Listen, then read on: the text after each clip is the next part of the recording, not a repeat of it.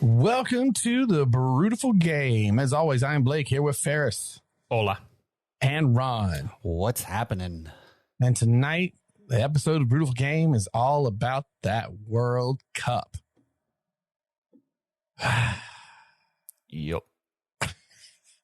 Well, we kind of knew, didn't we? I mean, we did. I was calling for 1-1 please and some penalties, and if we lost, then it'd be exciting. It was not as exciting to the way in which we lost. No. Bum, bum, bum, bum. I think Ron has a little sound. Do you make the sound of that? I don't think we do. Oh. I know. It's Oh, wait. How about this one? There you go. As I was telling you guys for the episode, I was at the Schultzbrow Bavarian brew house and beer garden watching the England-Senegal match. And then when it ended, an automatic replay of the Netherlands and US kicked on, and everybody started screaming to cut it off.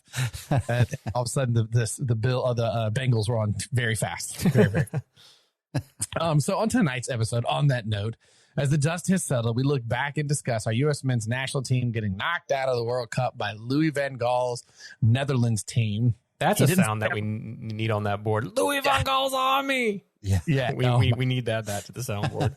Yes. After we talk about the World Cup, we're going to turn it over to the baller of the brats, the Nürnberger knowledge dropper, Ron, as he breaks up our soccer talk with this week's edition of Ron's Beer News.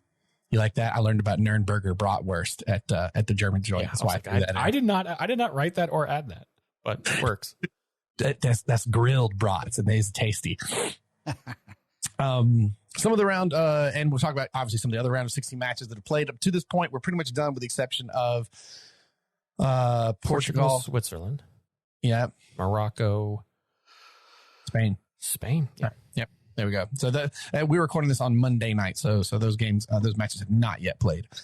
But I'm sure we have our thoughts about how that's going to shake out. But first, we got some beer to talk about because it is the Beautiful Game. So we got to start with some beer reviews first. Ron, you want to go first? I kept jumping on going first the last couple of episodes. Well, being that it's December. Oh, sorry. That's right. It's Ferris up first. That's right. It's we share. So whether it was Ron or whatever, but yeah, no. Being that it's December, we're starting our holiday beers this month. Hopefully you have a holiday beer as well. I would be very disappointed if you didn't. You know I do. Perfect. This is from a brewery that I'm almost positive we've had on the pod before, Wicked Weed Brewing in Asheville, North Carolina, and it is a part of what's that? My neighbors across the mountain. They're just a couple hours away. And this is a part of the Dr. Dank series. If you're familiar with some of their brews, they have quite a big Dr. Dank series, and this is called Jack Frost. It's a double IPA. Jack Frost is an immense West Coast IPA that will keep you warm on the coolest winter nights. It boosts immense aromas of citrusy orange and dank pine, all while being supported by delicate malt notes of biscuit and honey to create a more festive take on this classic style. Reminiscent reminiscence of orange marmalade on fresh baked bread. This winterized IPA will invoke cozy memories of years past. Again, it's a double IPA, 8%. So we're starting off a little hot and heavy, and it has hops of Amarillo, Centennial, dry hops, and Simcoe. So some very good hops in this. Well, we picked similarly in terms of ABV, I will say, as I get ready to intro my beer. Now that the dust is settled, this you can describe what you see on since this is obviously not a visual podcast but an audio one, but here you go. This is me wishing I still had at least this team to root for in the World Cup right now. Iceland. Yeah, they didn't make this World Cup. They did not. But I saw this and I had to get it. It is from an oldie but a goodie brewery. So you've returned to the well, and so have I. Okay. Check this out, gentlemen. Our little Einstock can. Yes, I've seen that. Got a little Santa Claus hat on. Is that a cranberry something or other? No. This is their Einstock beer Winter Ale. Let me give you a little read up on this because As also I've been getting into planting all the trees and stuff, I'm super stoked about this beer. Icelandic Winter Ale, the seasonal winter brew. In Iceland, winter is not something we fear. It is something we embrace, especially when it signals the return of our limited edition winter ale, brewed with hand-cut and whiskey-cured spruce and smoked Icelandic barley. This ale perfectly complements your sagas of conquest and survivals during the harsh winter months. 8% ABV. Key ingredients are smoked Icelandic barley, pale ale malt, crystal malt, chocolate malt, Bavarian hops, Icelandic spruce tips. Oh, That's just awesome. Food pairings. I just love this. The winter ale pairs with smoked lamb and pork and dark chocolate. It also complements traditional dishes such as Burmatur and Savudahauser. I don't think I said this right at all, but Sounded great. Don't worry. and I need to look at what they actually are. But I'm super stoked about this one. So it's where did you find it? Food City. The Food City, I live near Seymour, Tennessee now. The Food City over there has a great beer selection. So we snagged this guy over there, and I cannot wait to try this. Oh, rock It's on. 8% as well. Awesome, I did man. not get, we go long. I did not grab two of these. I thought better of it and grabbed a different beer for my second one. Sweet. Sounds like we've got good ones all around. Mm-hmm. All right.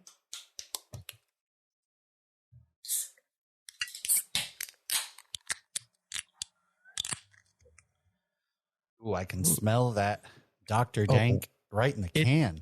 It's a Christmas tree up in my room now. Oh, I bet. With those spruce tips, I bet. Oh my gosh. We had a great. Remember we went to Alaska. We had a great spruce tip beer, and where the hell were we? It was an IPA. Yeah, where we did the cliff thing because we missed the helicopter that day. What the hell was it? Isn't that Alaskan? Yeah, but where? No, it was. I have to go back and look on the Untapped. Yeah, Ketchikan maybe. It could have been. I don't know. I mean, we hit like every brewery we saw. Yeah, exactly. Well, I was hanging around some campfires, so a smoky beer sounded right, but man, you can really smell those spruce tips. Ooh, I love the smell of like really hoppy, piney IPAs. It's like they need to make a candle of that. But this one is also it's got some citrus smell to it. Yeah. Because it's After the pine. Yeah, it's a little bit of that orange in there that they were talking about. Orange marmalade. Cheers, gentlemen. Cilantro.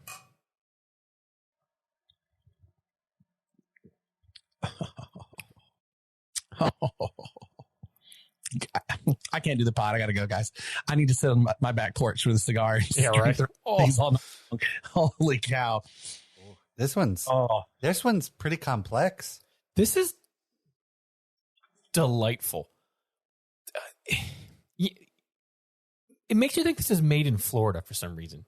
Like if Florida does a holiday IPA because of that orange notes in there, you know. Mm-hmm. Well, it is complex though. This is not what I would say is delightful, just because I think a Viking would slap you in the face if you called them delightful. This is awesome. It is super malty. But I think it's the whiskey on it and the smoky pine keeps it from being like that super bready sweet, if that makes sense. It's more like it kind of makes you think of the candied Belgium, but that's not in here. That's not one of the ingredients in here. Although it does Bavarian hops. And no, yours was what? Was yours a double IPA or no? It was an ale. It's just an ale. It's just a winter ale. 8%. Yeah. This is a like if you say, hey, you're about to have a double IPA, this is it. Like this is like a double IPA. You know when you like want a winter beer that just tastes dark? That's exactly what this is. This tastes dark. You know, you imagine that you'd be drinking this with the bloody skull of your conquested people sitting next to you of the Viking ship, you know? Okay. Just pair well with your... I don't get too much of the orange marmalade in the taste. I get it in the scent, but I don't get it in the taste. Yeah, I taste a faint bit of it, but I think that is because it's masked with the honey they're talking about. Yeah, I taste the honey way more. Mm-hmm. Well, if you saw this, go ahead and grab it. This is awesome. I think I saw something. I think was that Total Wine last time? Maybe I saw something like that, or I don't know. Yeah, this is absolutely fantastic. I mean, I've never had anything from Einstock that I didn't like. Hey, you guys want to keep talking about beer? I really don't. I don't need to talk about Yeah, right. just match ball. We can just keep chatting about beer. That's fine with me. Like, did anything really happen that we need to talk about? I don't know. I don't think so. No, I think we're good Bunch here. of people just kicking a ball around, I guess. Yeah, that's it. That's all. Hey, geez. All right. something all with right. the word world in it. I don't know. Moving right along. I guess Qatar's we haven't had any controversies. Yeah, we're not to like the week, majorly watched parts of it. Yeah, we did. It was a little quiet. There was the Japan goal, right? We didn't talk about that. That was disallowed. That was allowed. That people thought was out. Oh yeah, that was this past week. Yeah, it's not really on the rundown. The weird thing is I tweeted back Kim, one of our listeners who is obviously a big supporter of the Japanese team, and pleasure to meet him several years back, and hopefully we get a chance to see again, Kim. We first thought, when I said, I mean, you guys got lucky. Like that ball looked like it was out of bounds, but as they were not necessarily showing all angles at first, you started to see things online of the more bird's eye view, right? Yeah. And I went, well, I don't know if they have goal line in this World Cup. I don't think they do. But goal line only affects the goal, not necessarily right where that ball was played to like the right of the goal there. No goal line, but they do have anti-Ronaldo chips in the ball. Correct. But I was like, oh, well, if you did the whole goal line thing where you draw like an invisible wall vertical up the line, is that hole of the ball on the other side of that wall? And I went, I don't think it is. I think it's just barely touching that wall, or it's barely across that wall there if you were to draw that. And sure enough, they showed a couple of the images from above where you look at the one angle, you see green. Well, the ball is round. The ball is not squared. So because of that roundness in the ball, it's that roundness on that one side that is what they said was not fully across the line. And the rule is the ball has to be fully across the line for it to be out of bounds. So retrospectively, I do believe they got the call correct. So does this mean all controversies out of, the Qatar World Cup itself? When it comes to the technology, it's been great. Why isn't the major leagues like the Premier? Don't say that yet. No, don't say that. That's what we said about VAR 4 years ago, and look how it's been such a controversial thing in England so far. We said it about it at the World Cup where we were like, oh, this was actually used sparingly and well, and then we're getting what we get right now in Premier League. And yeah, one thing that I think is exceedingly helpful is that a penalty will happen, or a no call will happen, or a VAR review will happen. And then someone gets on and tells you what's happening, right? They say, look, I'm a ref analyst. Mm-hmm. I'm a former ref. The reason I don't think this is going to be a penalty is because, and he quotes the rules, in, out, done.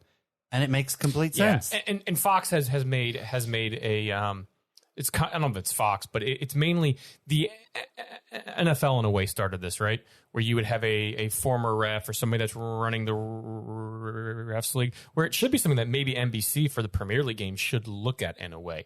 Have on a Graham, whoever or whatnot, and pop to him real quick to be like, okay, here's what you're seeing in the real moment. And it's been interesting sometimes. Sometimes say, here's what I'll see, and it's definitely the ball's out or the ball, blah, blah, blah, and it's not. And you got to kind of go back and look. But it's something that Fox has done a really good job on their NFL coverage of doing, and it's worked very, very well so far this World Cup on how they explain things with all the calls so far. Yeah, I actually think that it's worked out really well, and I think they should also do it for the MLS, because the MLS is, abysmal at it. Well, and they still don't have the Hawkeye technology. They don't do the goal line technology in MLS. I don't know why. And I will say, like, the only thing that has seemed ridiculous to me is the nanometer of the offsides technology. However, since it is being applied consistently, it bothers me less. You know what I mean? Like, there's a part of me that's like, oh my God, like a human wouldn't have caught that. The human says either way, 50-50, let's just make the call and move the game on and go. But it's at least being called consistently. So I agree. I don't mind that it's picky, like you're saying, if it's consistent. And exactly. You know, I think they're doing that should be the argument. It's either that picky and that consistent, or you don't have it at all, right? If you're going to do technology, it probably, unfortunately, has to go that way, and you just do it consistently, or you don't do it at all. Take your picks, or you do the weird MLS thing that's like 25% technology, right? Only enough to get it all screwed up. Yeah, right. Yeah, they got to go full Terminator, not Darth Vader, all machine. Just there we go. And then it's just AIs who will be coaches on the sideline. Yeah, right. As Skynet takes over, and it all starts with Erling Haaland. Machine Moneyball. Yes, yeah, exactly. Wow, I really don't want to talk about this game, but I guess we're going to now. This past Saturday morning, the U.S. men's national team suffered a World Cup knockout punch loss to the Netherlands, led by manager Louis van Gaal, who he out. Tacticized? I made that word up. You did make that word. I know. I did that on purpose. What? Tacticized. There we go. I was like, you got to give me that one. Louis van Gaal out tacticized and outplayed. That's like a George Bush W. Bush. Yeah, that's what I was going for, man. Strategery. One of the best words out there. So, led by manager Louis van Gaal, I just had to say it again, out-tacticized and outplayed the U.S. to what was a comprehensive Dutch 3-1 victory over our boys. As a reminder, if you want a little, you can skip ahead 10 minutes if you want to, 5 minutes if you want to. But if you'd like a reminder, here's how it went down. Well, Christian Pulisic didn't get hit in the balls, as he said leading up to the match, which is easily the best quote of this entire World Cup. Did you guys actually hear that interview? Yeah. It's pretty great. Yeah. Like it's amazing. Like, and there it is for all time. It doesn't matter what he does from now on. That is, it makes you want to get a U.S. jersey with the number 10 on the back that just says balls. Yeah. How much do you bet someone already has 100% a number that says I didn't get kicked in the ball. I didn't get hit in the balls. Absolutely. It was just a pelvic contusion, which sounds way worse when you say it the technical way, that he suffered in the Orion game. So he was fit to play and did start in this game. Along Pulisic came a surprise inclusion at the number 9 position was Jesus Ferreira. And in defense, Walker Zimmerman was inserted back into the starting lineup. So some shuffling around. So in the game we went, which is a few minutes of the clock, glorious chance fell, the pelvic contused Pennsylvania. You don't get to say that very often, which he tried to slot home, but was denied by the 6'8" Dutch goalkeeper, Nopert, coming off his line. It should be illegal to be over 6'5" as a goalkeeper. Then shortly later in the 10th minute, a 7-pass Netherlands attack was finished off by a precision strike at the top of the 18-yard box by Memphis Depay from a driven cross, which came in from the right. While the U.S. possessed the ball for a majority of the rest of the half, the lack of creativity and finishing that went on to hurt the U.S. as on the stroke of halftime with what was the last kick of half, another ball from the right was driven back across goal to the penalty spot where the oncoming runner of Daley Blind slotted it home once again to Turner's left. A Dutch gut shot, a backbreaker to say the least, as conceding just before the half is just about as demoralizing as it can get. And that was demoralizing. Yes. Yeah, that literally took the air out of every fan, every player, everything. You could see everyone collectively breathe out. It was like it was a hit for sure. We said it in the last pod. We can't make up goal differences. So as soon as that happened, you knew, one was bad. One might as well have been 2. You know what I mean? We're just not good at right before half too. You never want to concede before half like that, because it's you can go into the half 1-0 up, come out confident, buzzing with confidence, 2-0. You're not going in thinking about that goal that you just scored and not focusing so much on the rest of the game at hand. Well, on to the game at hand. Gio Reyna then came on for Ferreira. Am I saying that right? Ferreira. To start the second, as both teams came out in similar fashions, with the U.S. possessing the bulk of the share of the ball, while the Dutch remained organized and countered with immense speed and threat. Then in the 76th minute, after a few subs from the U.S., a ball in from Pulisic took quite a fortuitous bounce off the running of Haji Wright, which took a wicked loop over the Dutch keeper. So the U.S. were now back in at 2-1 with 14 minutes plus stoppage time to play. And stoppage time in the Qatar World Cup could be up to 20 minutes. 70, a whole other game, essentially. However, the U.S. men could not hold the score line for more than 5 minutes as the Netherlands put the game to rest in the 81st minute as the score of the second. Daley Blind returned the sister of his goal, providing a lovely back post cross to Denzel Dumfries. That's a great name. It is. Who volleyed the ball past Turner. So 3-1 it finished, and as did the U.S. men's hope of becoming only the third U.S. men's team in history to get past the round of 16. Take nothing away from the Dutch, though, as their experience, talent, superb tactics, and this one professional shone through to take them to the Qatar finals. They were clinical. So, reactions and thoughts on the match as a whole? That's the first question. I think this was a classic out coaching. Yeah. Out tasticizing. I made that word up. Yeah. I think the Dutch tactics were spot on. Yeah. I think absolutely they were content to allow the U.S. team to possess the ball and then force them to break down a team, which, in my opinion, the U.S. is not that good at. No. And also, we got lulled into playing their pace of the game instead of, really turning it up like we played Iran and like we played England. We just allowed them to dictate the slow pace of the game, which completely benefited them. And what Van Gaal knew was, it is a talented U.S. team, one of the more talented teams in a very, very long time. A lot of young talent, a lot of good midfield play, but he knew, and what he kind of said in his press conference prior to was applauded the U.S. and Berhalter for their style of play and their attack. Blah, blah, blah. He basically kind of built us up knowing, hey, I think you're great, so we might play a certain way.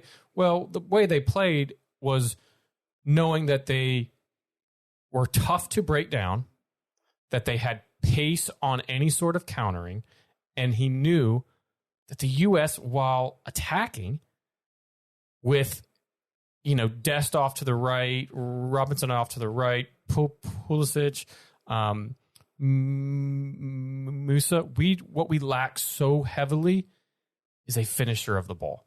Yep. You can sit here and say we don't have a number 9, but we cannot finish with any. We scored 3 goals the entire tournament. Yeah. We definitely missed Josh Sargent in this. He's not a finisher of the ball, but his hold-up play would have helped more than Ferreira did. Ferreira, you saw a lot in the game, check back to midfield a lot just to get the ball and try to get into the game. Well, that doesn't necessarily pull anybody, right? That doesn't pull a Van Dijk out of position, because Van Dijk ain't leaving the back line to follow him all the way up to the midfield line. So it was, Ron, you're absolutely right. We were 100% out-coached. The tactics were spot on from Louis van Gaal and the Dutch side, and they finished clinically when the chances came to them. Now, it all could have gone pear-shaped for them a bit had Pulisic buried that ball inside of 2 minutes in the game. Yeah. Which he was onside, too. You know what's interesting? After that, we only did that diagonal crossover 2 more times the entire match. Well, yeah, but that's the only thing that was working for us. Yeah, I just don't think, the other thing to kind of note here is they look tired. Oh, yeah. Like, this young group just looked tired. They had expelled so much energy in the group stage. That experience of being in this type of situation, in this type of tournament, wasn't quite there. You can kind of tell. Sure. They just didn't have that, okay, we've been here, we've done it before, here's how we kind of have to go about games. And I think Berhalter got it wrong. For the first time kind of in the tournament, really got it wrong. He got it wrong coming out of half against Wales. But I think his starting lineup and the inclusion of Jesus Ferreira in this, who hadn't played a single minute up to this point in a game like this, you're basically telling somebody, hey, I need you to wake up from your sleep and now and go and do a 50-yard sprint and do that 100 times. That's not easy to do. So, yes, he was not great in the game. He got subbed off at half, but a bit unfair to him to be hoisted into this. That's where I say we definitely miss Josh Sargent. You can go Haji Wright, maybe should have got the start, but based on how he did not, end the game and what he did at the end of the Iran game's one thing. He got the goal in this, but I'll tell you, he knew nothing about that goal. Right. If you saw it, he knew nothing about it. I think he put his foot in the path of the ball, but just that to get was something in it. Yeah, just to get something out. Just to get a touch, right? That wasn't a purposeful score. As you're trying to run, it bounced off your back heel, and just because the spin on the ball just took a wicked chip deflection off of his foot and went right over the keeper. It was one of the more odd goals that we've seen, and again, only the third goal we've seen. For the talent that we have, from the young talent that we have, they got outplayed.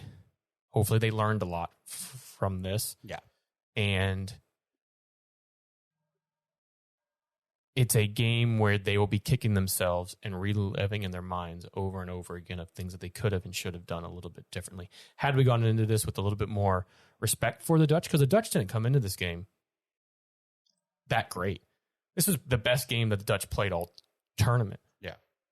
But it's not surprising, because you look at the players they have on the team, you look at the manager they have, they're capable of this, and it feels like they might even make a long run now in a way. Yeah. They're more experienced players and more talented players. They were better coached, better organized. So hopefully it is a big, while disappointing as it is, a big learning experience from everybody on that U.S. side. Does anyone see the Chelsea parallel into the U.S. men's national team? From the respect of, if you look at Chelsea leading up to the World Cup break, we don't have a real finisher of the ball. They don't have a real finisher of the ball. Our midfield, I don't know, I think is pretty well on par with the U.S. men's national team, right? We play well in spots. We have no finishing in the final third, no creativity in the final third between both teams. The defense switches off at the weirdest times. I feel like I was watching Chelsea out there, not the U.S. men's national team. Yeah, I think finding a number 9 that can finish a ball is one of the hardest things to find in the game. Not a whole lot of clubs really have a finisher of the ball. Yeah. Look at the Premier League. There's maybe 2, 3, 4 teams that have a true finisher of the ball. And not all of them are going to be in the top 4. You have them spread throughout, the entire table there. But yeah, we definitely miss that. We won't go into who maybe should have been on this roster that could have done that in terms of a PFOC. Well, he wasn't on the team. He wasn't there. So we can't really do the hypothetical game saying he would have scored in this match or anything like that. That's just not fair. We can sit there and go, Josh Sargent was missed. Now, he hasn't finished the ball much, but he's played well in terms of some things that we probably could have used in this to allow play to come in a little bit more towards their goal and cause them a little bit more issue than what we did. And I think, will we have an out-and-out goal scorer, number 9, if you will, in 4 years? Here's hoping, because we haven't had that in a long time, a while. Yeah. I think you ever heard the old professional adage of you get promoted to your level of least competence, and that's when your career can end. Or unfortunately, for some of us who've had certain managers, they stay in that position forever. Fail up. But that's kind of my look at this. And that's not a knock on the team. It's just that I just don't. I think that's about as far as we're going to go. I mean, look at these teams that are playing and how they played and the rest of it. I don't know. It was good to get here. I would have been shocked thoroughly if we'd have gone forward. We just don't have, it together. And a lot of people are really ragging on Bert Hall. God bless America. I can't Berhalter. Thank you. I don't know that any other manager necessarily would have done much better in this situation. I think he was the right manager to come in and get us back to a World Cup. Now, the question is, he can be the right manager to push us forward for when the games next in 4 years are on home soil. That's a question that we'll talk about here in a bit. You look at all of the teams, and we'll talk about them later on the pod, that have kind of already advanced through the round of 16. Not only do all of these teams that we're going to talk about have experience, they also have a bench. They also have that experience and that talent to come off the bench and come in as equal or better subs than what was already out there. You can say, well, Gio Reyna didn't play a lot. Well, he doesn't really fit into the style that Greg wanted to come in and play this tournament. Yeah. And he came into this and at half, I think that was more of he being Greg Berhalter would have gotten, burned at the stake when he got back had he not brought in Gio at that time. But Gio didn't do much, and it's not that you can sit there and go, well, we should have scored with him on there. Well, we did, but he really didn't have anything to do with that play. Yeah. He kind of looked like a fish out of water almost, of not being up to the speed of the game. And, you can say that it's because of not being played. But my question is, if you're screaming, why hasn't Gio started? Well, who are you going to put him in for? Right. You're not going to put him in for Pulisic. They play the same left wing-ish type spot. He's not a number 9, so you're not going to put him in for Sargent or right. And if you say, okay, maybe you can move Timmy Weah into number 9 and play him at right wing, you could, but Greg came out before the tournament, said he's not going to put Weah at number 9. And honestly, I don't disagree with him. Weah had a great tournament all in all and was very threatening off that right side. So you go, okay, you can play Gio in that center attacking number 10 role. Well, you're not taking out McKennie. You're not taking out Adams. Adams did not have a great game in this game. It didn't track the runner for that second goal run before half. But all in all, had a great tournament. And you're not going to take out Musa, who some are saying is the linchpin in this U.S. team and will probably be at a bigger club than Valencia come the summer or in a few years' time. He's that big of a talent. So right now we're playing a game of, shoulda, coulda, wouldas, but I think all in all, playing with house money during this, while we could have maybe pushed it and gone into extra time or set up shop to really kind of batten down and show Netherlands the same respect that we showed England, probably showed a way that we could have gone about it. But to say we would have made some sort of run, I think in hindsight, not with this group, not at this time. Wasn't realistic. Yeah. No, just you have to not that experience. Score. It's great when you have to have a score, yeah. We have to be able to score. Yeah. 3 goals in 4 games. Yeah. Does that move us? We kind of talked about Berhalter. Do you want to talk about what you think is next? Is that you kind of talked about that a little bit?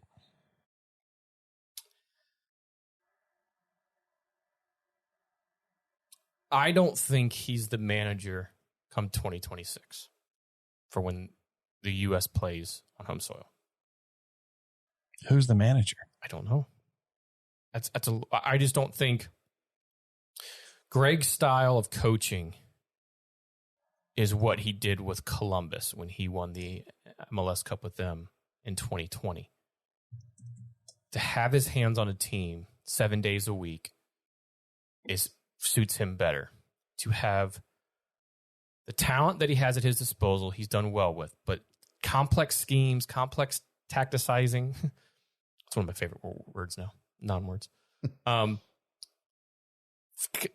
Not complex formations, but different formations with very specific instructions for the players is tough when you only get 2 weeks out of every quarter to essentially have with them, Yeah. Right. So, and you don't get each of them every time you need them, right? Because some clubs might be in a tournament and say we can't, right? We can't release them. So I don't know if he gets fired in the next month, year. I'm not calling for that, nor do I think he will get that, but I don't think he'll be the manager come 2026. Wait, I thought his contract was almost up. Am I wrong about that? You might be right. It's almost up. Yeah. Okay. So does that mean they like how? I mean, the favorite, right? Is everybody wants Jesse Marsh to come in? That's like maybe. I don't think, he's come out kind of said he doesn't really want that job. No, he's building something where he's at. And I think, it's hard. It's very, very hard, right? You have to find a very experienced manager. Like Louis Van Gaal is used to both. He's also 70 years old. And I know we're all hoping he has a very severe prostate cancer that he's been going through. So for him to be at this tournament and doing what he's doing is great. We need somebody like that in a way, somebody that has experience on the national level, that is used to working with not being able to spend time and see these players 365 days a year. I don't know who that is. I don't even know who would be the favorites right now to come in and replace Ray. I mean, I guess Marsh, but again, I don't know if he'd be the answer. I think you just get a little bit better Berhalter, and we don't need a little bit better Berhalter. We need a more experienced, garnishing the most talent, the most out of the talent for this.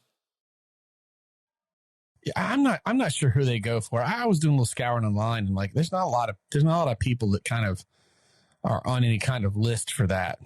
I'm not sure. So I think it really comes down to, you're working for U.S. Soccer is a lot like working for corporate America, right? You have to do your goals. You have to sit down and write your self-review.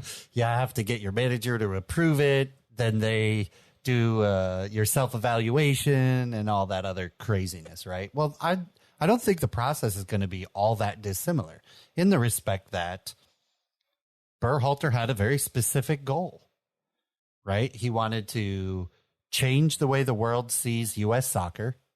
And when I say the world, I also mean the U.S., right? He was very clear about that. They were going to make the World Cup, and they were going to get out of the group stage. Those were the three things that he made his goals. So they got out of the group stage. Mm-hmm. So check. Mm-hmm.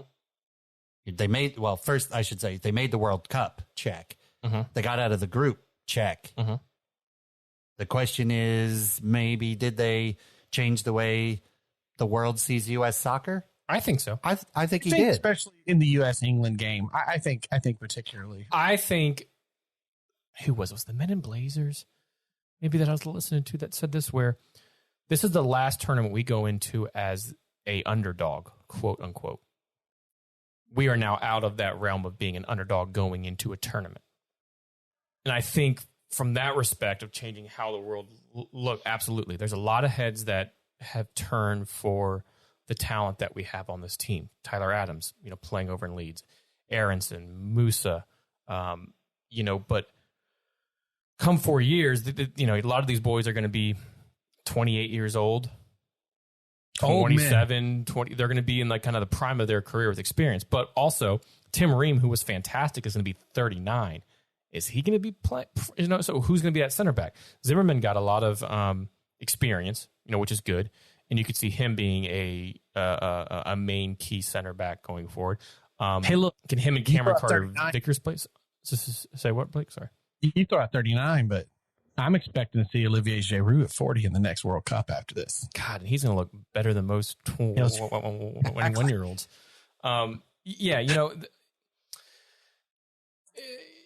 It's. I have a different feeling about how the U.S. are going to progress after this one than I have in any other past World Cup that we've made. We should own CONCACAF. In theory. CONCACAF's tough. It's not that it's owning anything. It's that we do well in the world stage against some of the best teams in the world. And we played with England. We played them off the park for a vast majority of that game. We played Wales off the park in that first half. Yeah. We played Iran off that. We, again, statistically toughest group to be in. The Netherlands took us to task. And we got taken out to the shed and whooped. And you said it, though. I mean, it was tactical. That was tactically taken out of that. That's absolutely what that was. Yeah. I think really what's going to happen now is everybody's going to kind of go home, take some time, clear their heads, figure out what they want to do in the next 4 years. Berhalter's contract is up at the end of this year. And so no one should be making a decision right now, right? Whether to hire him or fire him, right? Or to renew his contract, I should say. Or some of the articles say, does he even want to do it? Because, true, he said he really likes the coaching, but there's a lot of other BS he's having to do. Yeah. Well, it's again, it goes back to he wants, to get his hands on a team a majority of the year, not 4 times a year. Yeah. You're dealing with less when you're at a club. You're dealing with less of the, if you will, because you have a director of football, you have back staff, you have all of these things, and your main thing is to put the best team out on the field and get them to succeed. That seems more what he wants to do, not with all of the other, be an advocate for that, be an advocate for this, work with Volkswagen, do all these promotions, build a team, do this, academy, have his hands kind of in everything. Commercials, everything else, it's he's done well, and maybe the experience from him too, he's going to learn and go, you know what? I'm not suited for this. And that's okay. That is okay. And I think, to Ron's point, he did what he needed to do. He proved a lot of people wrong on this. And even going back to the last manager, or 2 managers ago, look at what Jurgen Klinsmann said at the time and how much we bashed him and talking about these players need to be playing here and there. And he kind of left in a ball of flames, if you will. A lot of the things he said was right and applied to the things that would have helped us in this when he was like, don't take an MLS job, try to get into Europe. And now you look at our team and how many of the players were playing in Europe and not in the MLS. We had a whole day where no MLS players were in the starting lineup. You're right. Jurgen caught a bunch of crap for that, but he was absolutely right. Now he's like, can I come back now? Now I got these guys I was talking about. Can I come back? I don't know. I think while some choices were controversial, I really do think Berhalter got a lot of things right. Agreed. Right? I mean, the U.S. didn't concede a goal from open play in the first 3 matches. That's pretty solid defense. All things considered, you're playing England, Wales, Iran. and Iran, right? So that's pretty good. Matt Turner was a great choice, even though it met a lot of jeers and booing from the online folks. Matt Turner did really good, and Ream coming back, 34-year-old, had a great tournament. I think Berhalter made some really good decisions. Obviously, coming back after the loss to the Netherlands, the only thing people are going to really think about are the negatives. But I think he did a lot of things right. So I call it a success. And if he and U.S. Soccer decide to part ways, then I'll applaud his efforts, because he really did bring us out of the basement. And he fielded the second youngest team throughout the entirety of the World Cup. And we did everything we set out to do. So I'm happy. Sad we lost, but I'm happy overall. Yeah, future looks bright, right? That seems to be the consensus that must have. That's what Santa said to me when I was at the Schultzbrow sort of Krindle-Mart thing, Chris Krindle-Mart, whatever they had, where old German Santa came over to meet my daughter, and he asked us, "And what did you guys want for Christmas?" I said, "The same as everybody else in this place over here, is which we wanted the men to advance further into the World Cup, but it's okay, it's okay." we got this far. All right, gents, we move on from the U.S. and over to the bon vivant of Bratwurst. Oh, Jesus. The bon vivant. Let's give it Ron's with some beer news. Dun, dun, dun, dun. So, some interesting news coming out of the UK for their World Cup celebrations. So, there is a video online everywhere, even on Fox, showing fan celebrations, right? And they even have it sponsored, right? Celebration sponsored by Geico or whomever, right? And you always see people in the UK flinging beer, partying down. Well, it came out today in the news that supporters that throw beer mugs in celebrated goals during the World Cup can be charged with assault. Got him. Beer tossing really has only become prevalent in England since the 2020 Euro finals. Every time the Three Lions scored, somebody was flinging beers.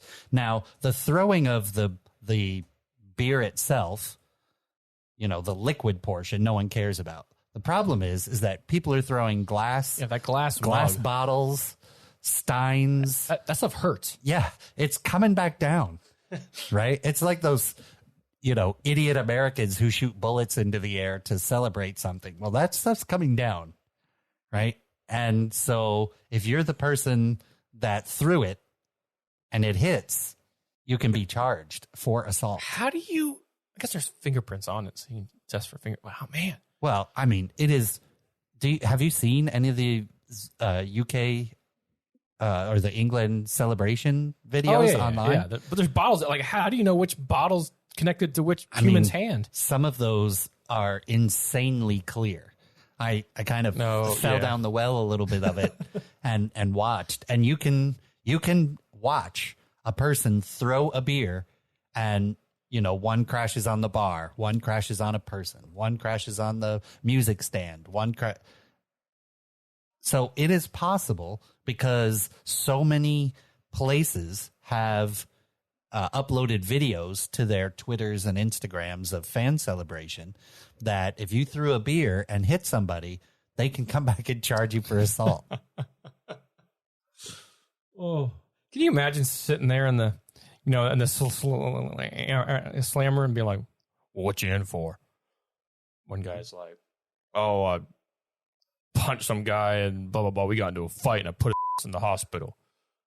And the other guy's like, man, I was selling some cocaine and blah, blah, blah, blah. And, blah, blah. And the other guy's like, what'd you do? England scored and I threw my damn beer and it hit somebody. And it's like why are you in jail? Those dimpled glass mugs. Yeah. That's what I think. These friggin' take you out, man. Yeah. I mean, can you imagine that thing coming back down on you? Ooh, that'd be rough. So the next time you're out celebrating your team's success at a fan watch party, do yourself a favor and grab a red Solo cup full of beer. Because you could throw that thing all day long and it ain't gonna hurt anybody. Nope. Folks are just gonna be sticky afterwards. That's Might all. make it a little harder for the cleanup crew, but a little bit more to do there. But at least you're not going to jail for it. Right. What could be more American than putting beer in a Solo cup? Right. So, you know what the USA should have had? They show these things of like Kansas City doing that. Why did they flash to somebody's backyard with a keg in one of those trash cans and people around there just getting Solo cups after Solo cups? And then, they go to somebody's backyard with the big projector screen and somebody's doing a keg stand and Earl's over there on the grill. And that's what they should have flashed to. You just slapped me in the face. When is the last time you had a beer out of a trash can filled with ice with a keg in it? Well, Tuesday? Not far off. It's a little bit different. So at Big Storm on events, we have a cooler system set up off the tap so technically the keg's sitting in a trash can to keep it cold. Right. But from an actual keg, and I don't know, 10 years ago, 15 years ago, maybe. I can't even remember when that would be. I once did a story time with Uncle Ferris. Uncle Ferris. I once did a keg stand with power skips on. And the thing is, you're already 7'12". Yeah. So that's crazy to me. Yeah. Power, What were you, like Power 10 skips are feet fun. tall? yeah, I don't know. But power skips, if you've never seen them, are essentially stilts, but they have those like raptor leg type shape to them. They're a lot like of fun. Don't they call them moon boots or something? Because you can kind of jump with them. Those are something different. Yeah, something different. Okay. But yeah, we used to live in a house out Did you in say power campus. skips? Yeah. Yeah, power skips are meant to do, they're Jumps like, and flips. Yeah. if you could think of a pogo stick on stilts, that's what it is. But it had that like curve, like a Yeah. yeah, It's like a helicopter blade yeah. so that it gives you spring and you can do Yeah. flips and go running. And That's the last time that I can think of a keg in a trash can with that like $50 store bought pump. man, that you must get. have really looked like a giraffe with those things on. Yeah, I mean, I do just walking down the street.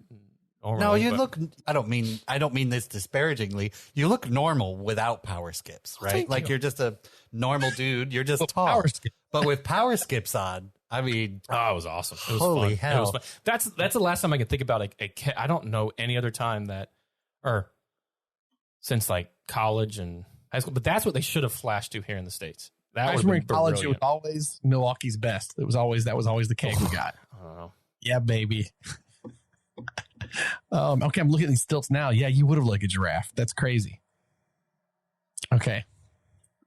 Power skip stilts. I've learned something new today. Well, I think I'd seen this before. I just never knew the name.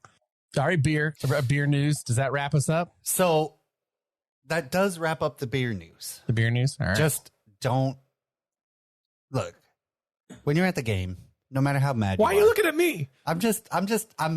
You're the only person in the room. Okay, I was like, what are you trying to ensue here? Blake can't see that I'm looking at him, really. Okay. But when you're at the game, no matter how happy or mad you are, just don't throw.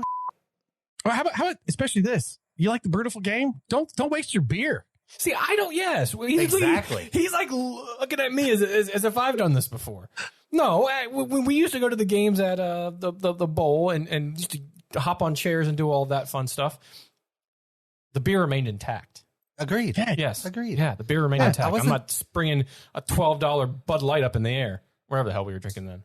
I wasn't I don't know, but saying you were did like it. you were locked eyes with me, and I was like, man, what? I was preaching. Thank you. Jeez, you got to preach to someone. That's true. You can't just talk to the wall. That's no fun. All right, so So from the bon vivant of beer news, now comes the samurai of sling and nail. there we go. Love it.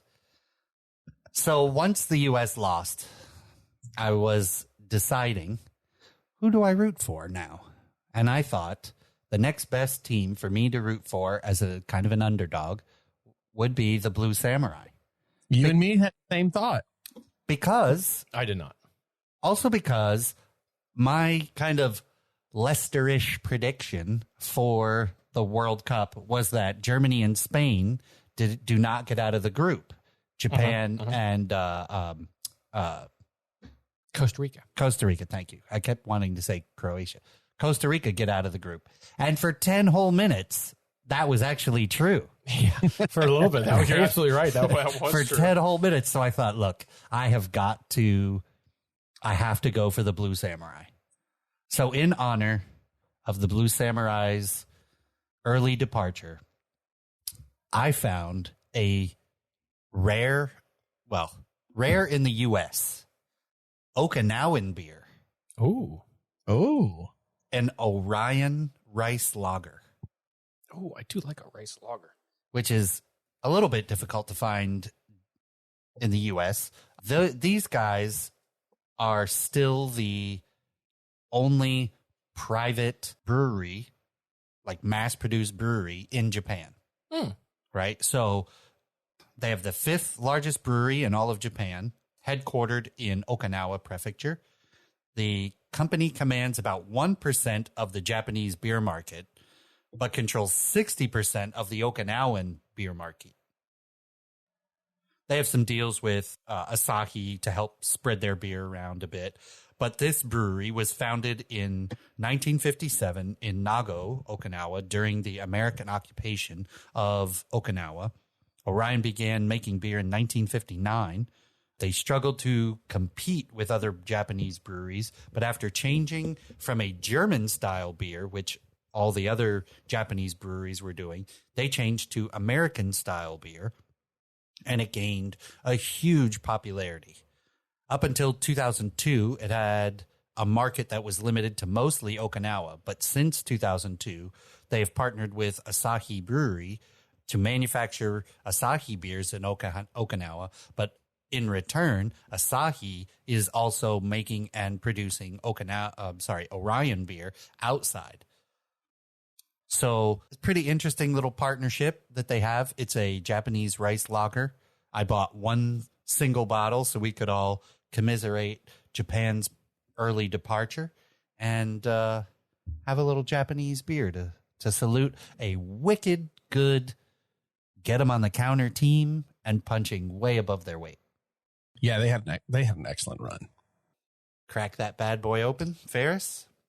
May I have your glass? Oh, yes, please. And now we can continue. Boom. So, well, speaking of Japan, that'd be the first match we cover. This morning, actually, we were sorry.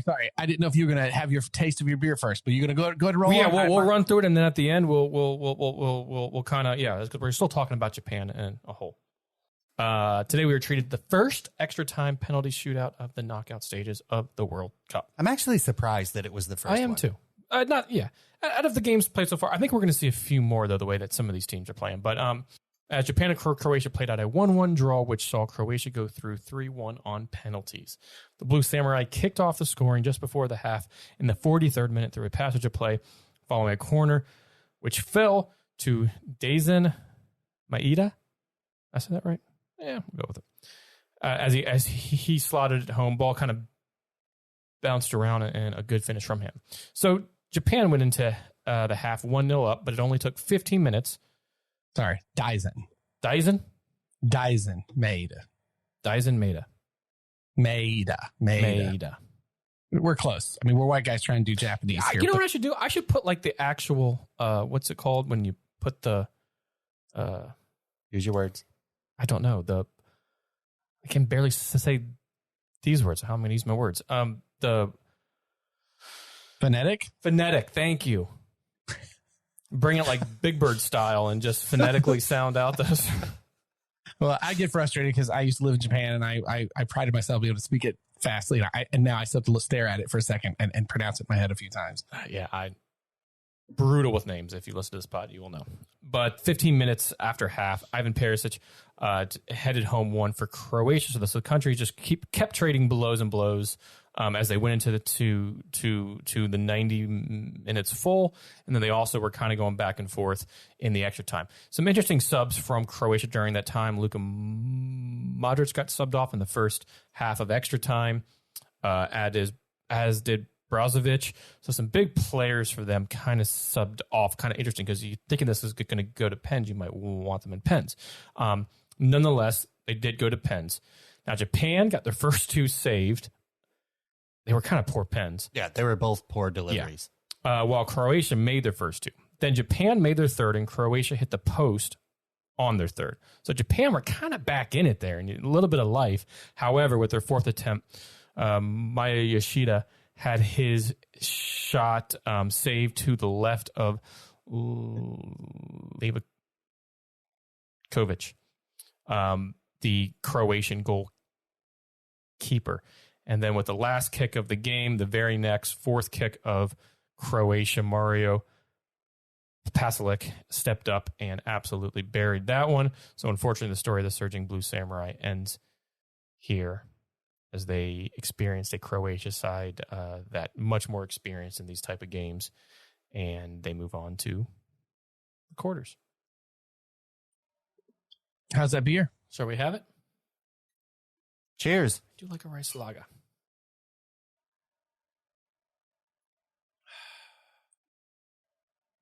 That's good. It's quite smooth. Smooth. No bitterness. Nope. Good head retention. Crisp. Nice lacing. It's quite a good. I would put it up there probably as my second favorite over Kirin, under Asahi Super Dry. Yeah, that's good. Tasty. It's a good one to It's what finish off. when you're thinking of a rice lager, it checks all of those, in your head. Yeah. It's nice and crisp. Yeah. Clean. Good mouthfeel. Yeah. It's a shame for Japan. They played outstanding and worked their tails off. And when it gets to pens, it's anyone's game, but you can just kind of tell Croatia were a bit more experienced when it went into extra time, and for pens, that it was always going to be tough to fully see them out of this tournament. Yeah, it comes to a kind of a bittersweet end for the Japanese. I mean, not they were quite an amazing story in the World Cup in general, right? They were kind of the comeback kings of the group stage. They beat Japan. They were Japan. Germany. I look at you with such confidence that too. So confident. Yeah, I mean, they're pretty much responsible for making sure Germany's fate was sealed. It knocked them down such a hard peg at the very open of the tournament that it's like no one was shocked when Germany didn't make it through. Yeah, and Germany won that game that they were then pushed out of. They beat their opponents 4-2, right? Yep. Came from behind, scored 3 unanswered goals to win, all to be told to go home. The Japanese, I don't know. I just enjoyed how much fun they were actually having flying high. Their fans would stay in the stadiums for hours cleaning up trash. Yeah, that was cool. They did it after they got knocked out too. Yep. They would. They cleaned up their rooms. They cleaned up the outsides of the guest quarters. They're just class. Yeah. Now, And great this kits. is not Great kits. not to take away though from the Croatian sensations, because that's a big deal too for them to advance like this past the knockout stages. And of course they got a they have a rough one at next going to Brazil, who's apparently can score 10 goals a game at no problem. But pretty awesome to see Croatia move forward. The real question is, well, I mean, we'll probably get to this in a minute, but does Brazil have enough dances stocked up for all their goals?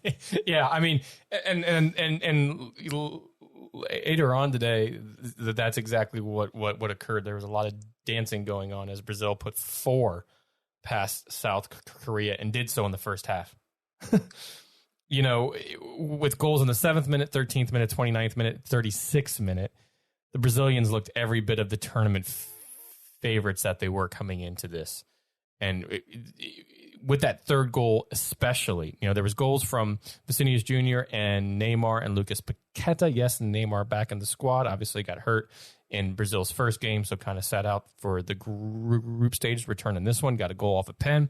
However, that third goal was a absolutely Joga Bonita, Brazilian style, old fashioned, just wonderful. A little bit of juggling in there, quick couple of passes, and a clinical finish that absolutely tore apart that South Korean defense. Thiago Silva with the assist, Chelsea defender. No, that was Casemiro with that one assist. Or was it Casemiro? I thought it was Silva. I'm sorry. That was Casemiro. And we're Charleston, if you haven't seen it, he already scored a worldie earlier in the tournament with that like scissor bite kick. Yeah. This one was almost better just because of he played it a couple times on his head, popped it down to his foot, and then kind of didn't pop it over the defender, but played it across the defender in such a tight style. Then played the ball to somebody, played the ball to Casemiro, made the run, and then just slotted it home. It was a thing of beauty. And as you watched, it was one of those few goals that I sat there and went, my word. Well, that beautiful, beautiful goal. South Korea did end up getting one back in the 76th minute, which was a lovely outside of the box strike by Sang-Ho Pak. Am I saying that right? I think so. Yeah, why not? But it was always going to be a consolation goal, as the Brazilians were always going to move on. And Allison made some great saves in the game too, to kind of keep things at bay. But once you kind of went up 3-0, 4-0, defense isn't quite playing as tight. It isn't playing with such urgency as if you're in a tight game of 1-0, 1-1, a 2-1, anything along those lines. So, yeah, as we just kind of said, Croatia will take on Brazil, and that'll be this Friday at 10 a.m. Eastern time in the quarterfinals. And the dances. Their manager even got in on the dances. You guys see that? Yep. It's going to be interesting. Is Brazil favorites for you guys still? Or, well, Blake, we know that you had Qatar, so your favorite's out. Ron, is Brazil still? I think I had Brazil winning it all, but I think I had them playing Uruguay. Yeah, that's not. Yeah. That's not. Uruguay was my dark horse, and I think it's going to end up. I think it's going to end up France, Brazil. Wouldn't that be awesome? I concur with Ron. Actually, I think I'm getting down to the wires here. So maybe I'm going to pull. I have some Arsenal players on the England squad, and I get that. Man, I kind of just Olivier Giroud's just calling to me these days. You ain't lying. And guess what, Blake? On Sunday. Yeah, you ain't lying, because he ain't a lion. He's in France. Dun-dun-dun. Jesus. Dad jokes start early in this one. Olivier Giroud with a goal in France's match, which was played on Sunday. And with that goal, it was his 52nd goal for France. And the Lumbersexual becomes the all-time goal scorer for his country, surpassing the Arsenal legend himself, Thierry Henry. And what a beautiful, beautiful embrace him and Mbappe had in that game. Oh, I sent you guys that post. God, those posts. It was like, whatever you mean. That's just whatever you're near for. Kevin Costner, that I will always love. Oh, you can go on. Yeah. That's the BR football ones were the best. Get you somebody who looks at you like Mbappe looks at Olivier Giroud. Oh, man, it was love at first sight. My word. He knows that his success is on the shoulders of that glorious head of hair. Yeah, and here's the thing. Giroud wouldn't have gotten that much time, right? Because Benzema was supposed to be the main man up front, but got hurt really early on. So, and doing fantastic, slotting it. Yeah, and he looks fantastic too. Oh, like, does the ball know? Like, I have to make sure I'm equally as fantastic when it gets kicked by a fantastic man like that. I think it has to. The ball has, like, the technology nowadays has to know that. Like, somebody has to program that into. Don't give Ronaldo a goal, but you be fantastic for a bearded man that looks good in anything he wants to wear. Some like FIFA programmer sitting around somewhere and has that tapped into the ball. Are you cheating on Zlatan right now? I mean, no offense, but Zlatan doesn't look as good as that. I mean, I'm just asking because I need to know what to tell Zlatan if he asks. I don't need to get side kicked in the back of the head for saying that. Anyways, Mbappe was absolutely the star of the match, though. 2 goals, 1 assist. My word, what an absolute wonder he is. He is the best player in the world. He, in my mind, goes into the GOATs of the game. And by the time he's done with his career, who knows what kind of stats and things that we will see. But they just I don't say quite easily, but they dispatched Poland pretty well, 3-1 to end it. Lewandowski did get a goal on a pen, which is kind of odd. Guy got it saved on the first, but like everybody was in the box because he did this like stutter step thing and then buried the second. But that was kind of the last kick of the game. And France move on. Also on Sunday, the 3 Lions of England played the champions of Africa and Senegal. And while Senegal might have had more shots on paper, the bulk of the big chances and the really clinical shots all came from England, who just absolutely kind of bossed the game with a 3-0 win. Jordan Henderson, Harry Kane, and Saka all got on the goal sheet, but it was really the superb play of youngsters Jude Bellingham and Phil Foden, who were the driving force for England. And, once more England gets through to a quarterfinals in a big tournament. And for this England squad, they are kind of the best talent they have had in years. And Gareth Southgate, for all the criticism and stuff that he's got, has really, in big tournaments, the Euros, last World Cup, have really gotten this team further than England squads have gotten in the past, even with the likes of Rooney and Lampard and Gerrard. To do what he's been doing with this squad is absolutely great, and just an immense amount of talent. And this sets up an absolute worldie of a match come this Saturday at 10 a.m. Eastern time as the aforementioned World Cup champs France and England square off. That's going to be a killer match. Wow. It's like the World Cup before the final. The final before the final. You know what I mean? Like, yeah. What's your prediction? Well, my bracket, I did have England going through to play Brazil in the final. Okay. Forget your bracket. Things are going right now. I think this goes to extra time, and I think this goes to pens. What do you think, Ron? I think France takes it. 3-2, header by Olivier Giroud in the 89th minute is what gets them through. He played in England a lot of his career. Be a kick. It'll be, to me, the most interesting part of this game will be how Southgate sets up the side against the best team they've played so far. Right? You can go for it against Iran and Wales, the U.S. and Senegal, right? Is he going to go a little bit more defensive? Is he going to maybe take out a Soccer, take out a Foden, or is he going to take some and kind of get a little bit more midfield help into there?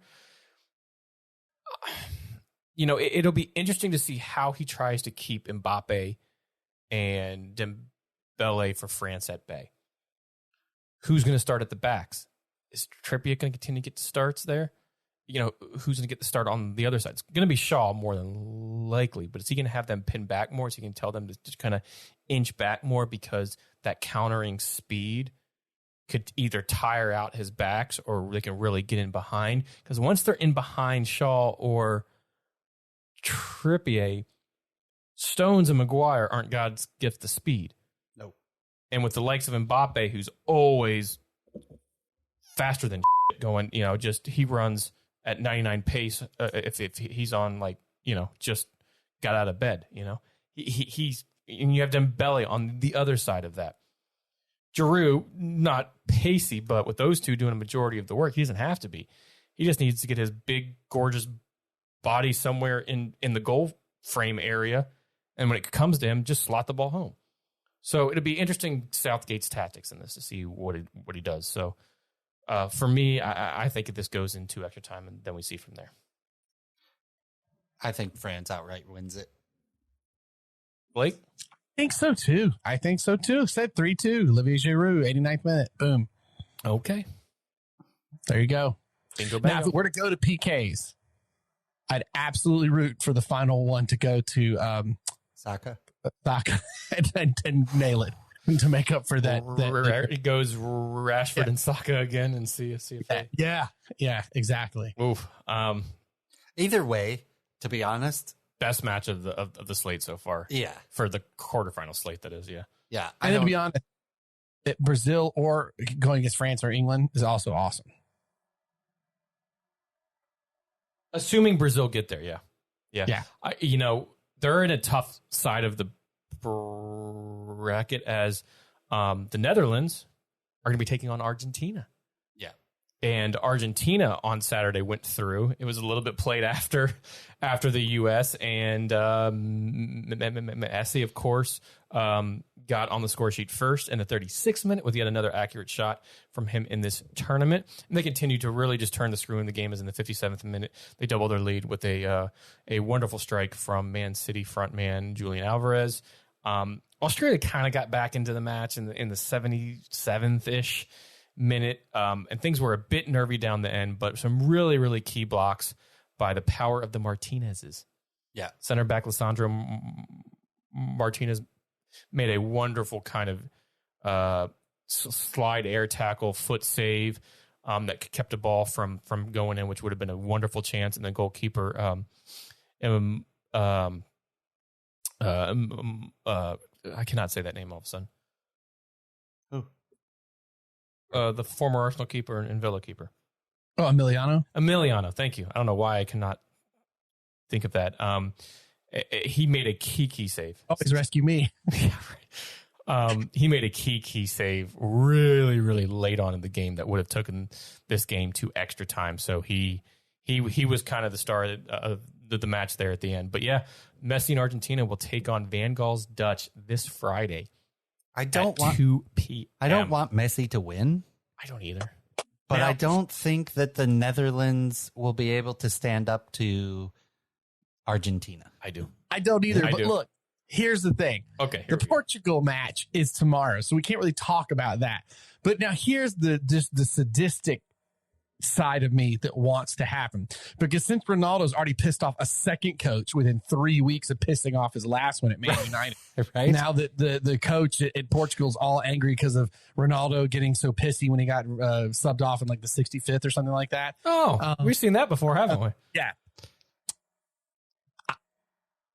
The Prospect. what's the word I'm looking for? Yep. The banter shithousery of side of me really wants And Portugal- Argentina and Argentina- Portugal final. Yeah. final.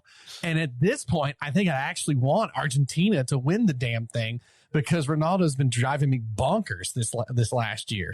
Reportedly, news kind of came out today. He's going to sign a deal with Saudi club Al Nassr for like $200 million. Which Yeah, good, great. that's Go make your things over there. Great. They made that offer the day after the news broke about Man U and him having a conscious uncoupling.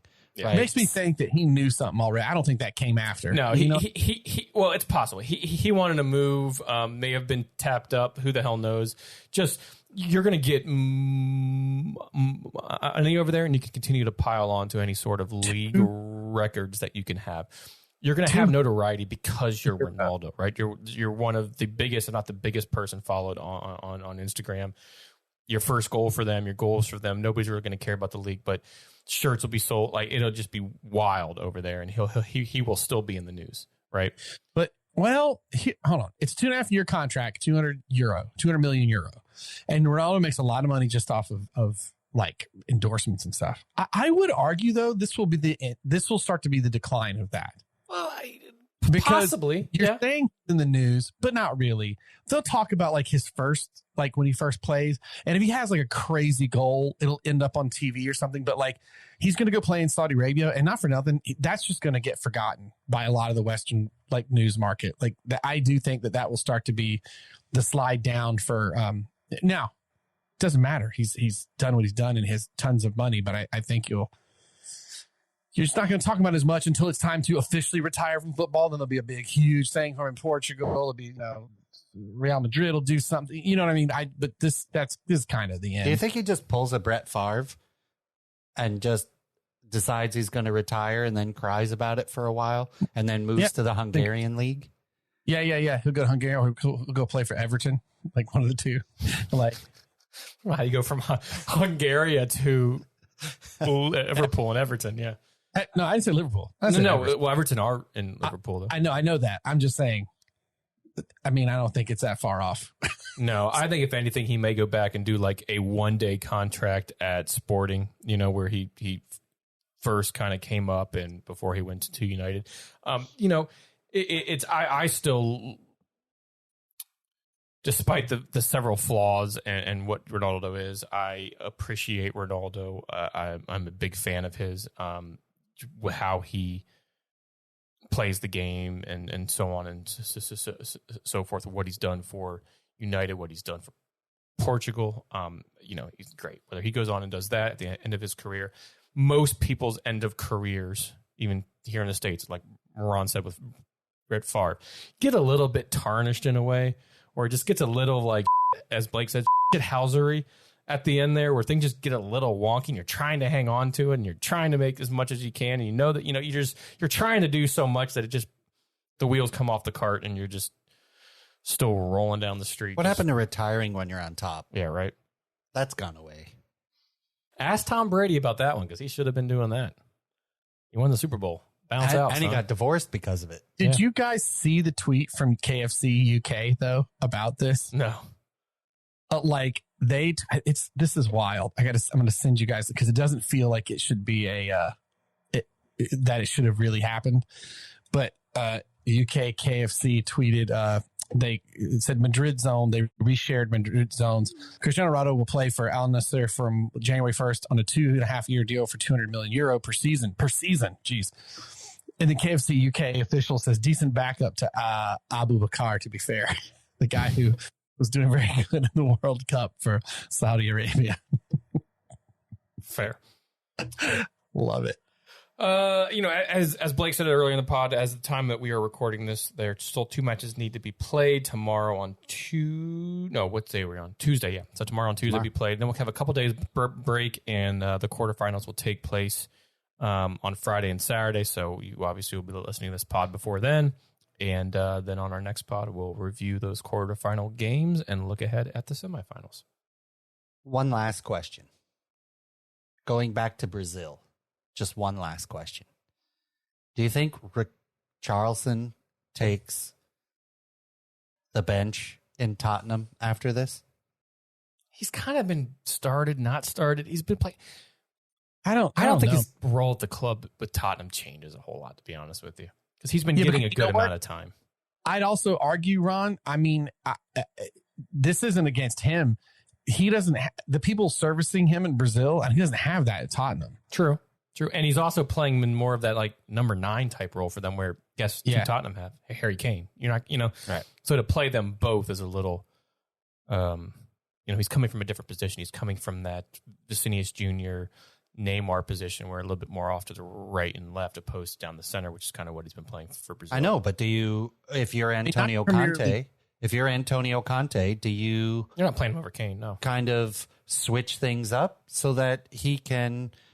You can play more to his strengths. I mean, clearly he is more than capable of doing it. Yeah, but to Blake's point, you don't have Neymar's, Casemiro's, Vinicius Juniors, Paqueta's. Yes, they all play in the Premier League or other type leagues, but you don't have that kind of talent playing at Tottenham to feed him the ball.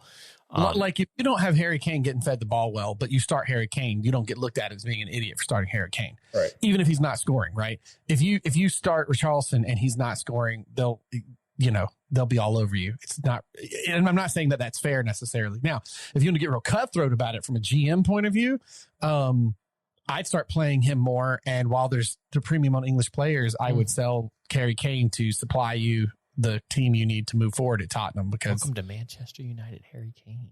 He'd go to City. He would. Yeah. Well, not with Holland there anymore. Come to the other side of Manchester. He'd look great in red. I think if Harry Kane gets traded, he doesn't stay in England. Maybe he's not going anywhere. But yeah.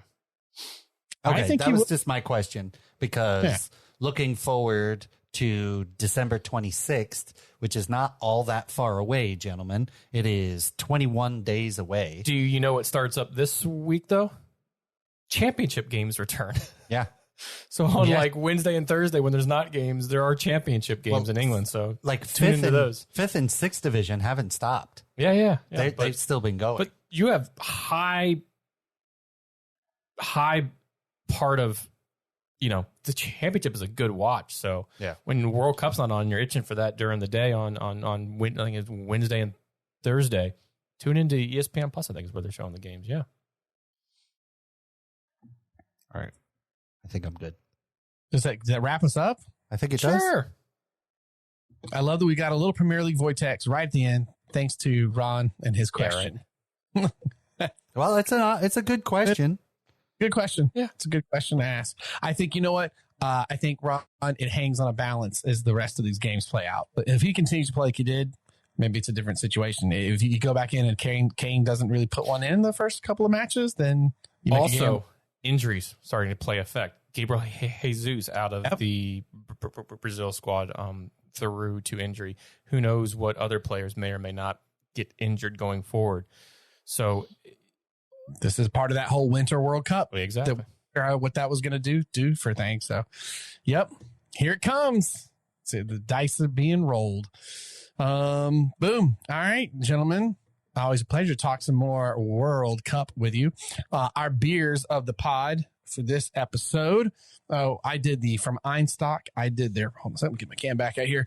Their Icelandic Winter Ale. I cannot recommend it more. I've never had anything from them that wasn't good, but this is fantastic.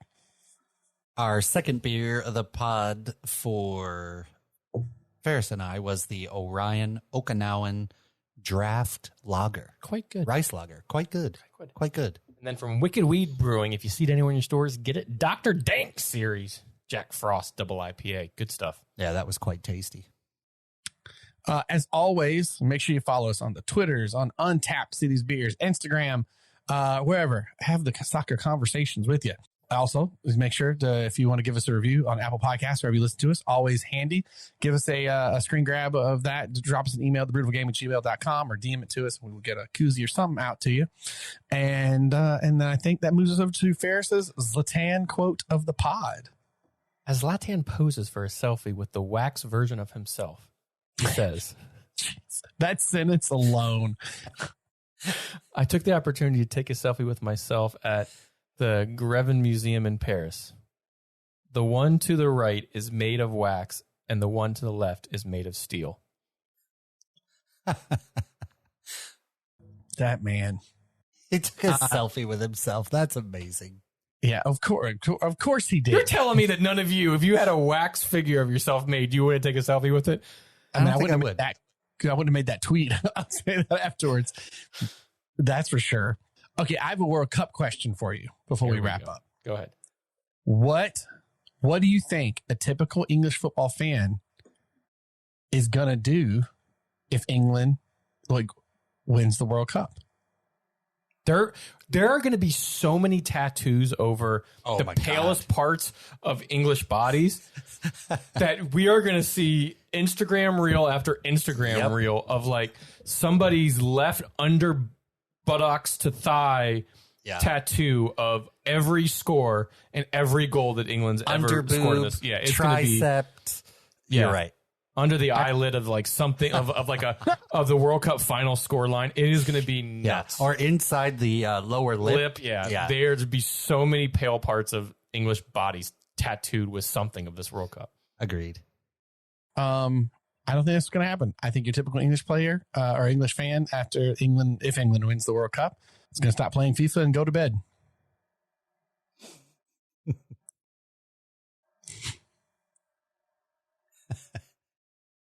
There's your face. That is pretty good. I think he's still trying to figure it out.